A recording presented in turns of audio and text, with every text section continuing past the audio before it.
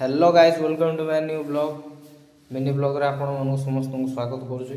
तो गाइस मैं गोटे टैबलेट विषय कहबी। ये टैबलेट ना है सिरिका हॉल मेडिकल शॉप रे आराम से तुम मिल जाओ भाई।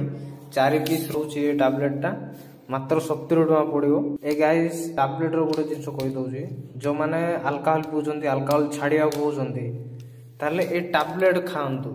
ए टैबलेट खाइले बे तमे गोटे दिन को टैबलेट खाइबो जते तुमको माने अल्कोहल पिया इच्छा हला सेतबले टैबलेट गोटे खाइदब खाई सारा पर जब इच्छा ये बास्ना नहीं तुमको बांति उठा स्टार्ट हो तो तुम एटा पीबो नहीं। तो गाइस एडा आम ओडिसा रे जति माँ मैंने अच्छा कहीदेवी एबे आपण मान स्वामी जदि एडा पिउचंती तो आपण खाइबा सामान रे ये टैबलेट रो गुंडो करिक डाली मिक्स तरकारी जो घांट तरकारी से जाकर मिसेकी एडा खाया को दियंतु।